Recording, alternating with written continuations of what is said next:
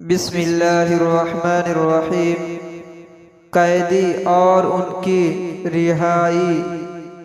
70 कैदियों में हज़रत सल्लल्लाहु अलैहि वसल्लम के हकीकी चचा हज़रत अब्बास और बड़े दामाद अबुल आस भी थे, लेकिन मामला सबके साथ यकसा था। यहाँ क्लासों का फ़र्क भी नहीं था। एक सवाल यह पेश आया कि कैदियों को कत्ल किया जाए या फिदिया यानी भेंट लेकर छोड़ दिया जाए। बिल आखिर यह तय पाया कि फिदिया लेकर छोड़ दिया जाए। यहाँ अमीरों और गरीबों में फ़र्क किया गया। अमीरों से ज़्यादा फिदिया लिया गया, गरीबों से कम, और जो लिखना पढ़ना जानते थे उनका यह फिदिया करा दिया गया कि 10-10 बच्चों को पढ़ाएं। यह सजा भी अजीब और मुशक्क़त भी अजीब। और जो गरीब लिखना पढ़ना भी नहीं जानते थे उनको यूं ही छोड़ दिया। कैदियों के साथ बर्ताव। उस ज़माने में कोई जेल खाना नहीं था। कैदियों को रस्सियों या चमड़े के तस्मों में बांधकर कोठरी में बंद कर दिया करते थे, लेकिन हज़रत सल्लल्लाहु अलैहि वसल्लम ने उन कैदियों को तक़सीम कर दिया।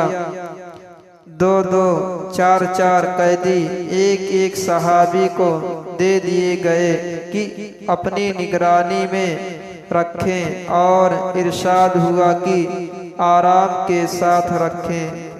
सहाबा ने उन कैदियों के साथ यह बर्ताव किया कि उनको खाना खिलाते थे और खुद खजूरें खाकर रह जाते थे।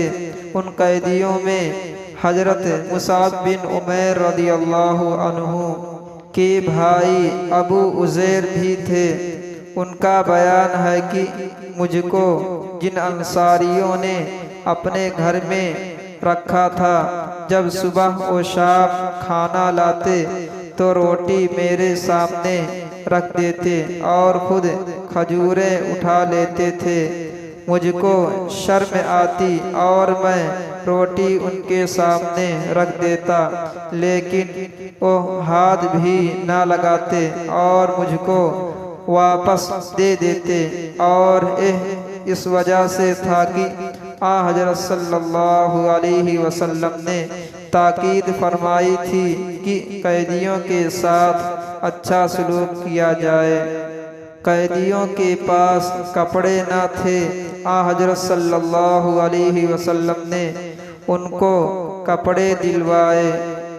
गज़वे बद्र के बाद हज़रत सल्लल्लाहु अलैहि वसल्लम मदीना तय्यबा वापस पहुँचे तो आपकी साहबजादी रुकैया को दफन करके लोग वापस हो रहे थे।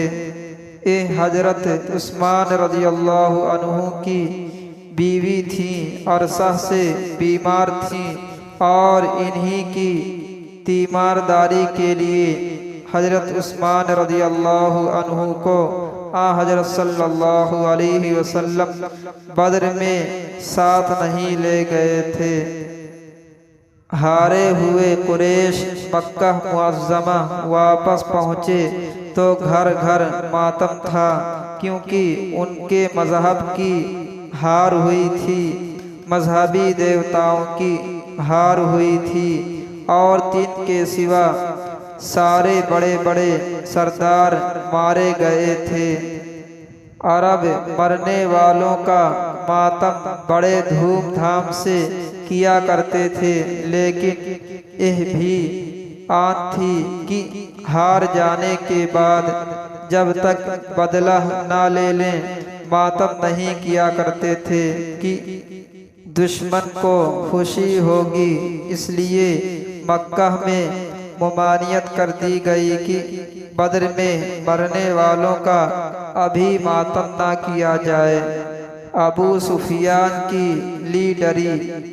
अब कुरैश का सबसे बड़ा शख्स अबू सुफियान था, लिहाजा उसको सरदार बनाया गया।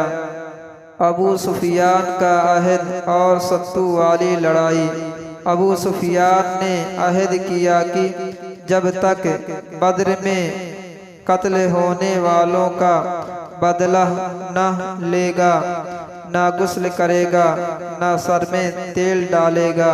चुनांचे 200 नाका सवारों को लेकर मदीना की तरफ कोच किया और अरीज पर, जो मदीना के करीब एक मकाम का नाम है, छापा मारा। एक अंसारी को जो वहाँ मौजूद थे शहीद कर दिया। चंद मकान और घास के अंबार जला दिए। इन बातों से उनके नज़दीक कसम पूरी हो गई। हज़रत सल्लल्लाहु अलैहि वसल्लम को खबर हुई तो आपने फौरन सहाबा की छोटी सी जमात को लेकर पीछा किया। अबू सुफियान को आपकी रवानगी का पता चला तो सर पर पांव रखकर बड़ी तेजी से भागा। घबराहट में सत्तू के बोरे जो उसके साथ थे बार मालूम होने लगे, उनको फेंकता गया। यह बोरे मुसलमानों के हाथ आए।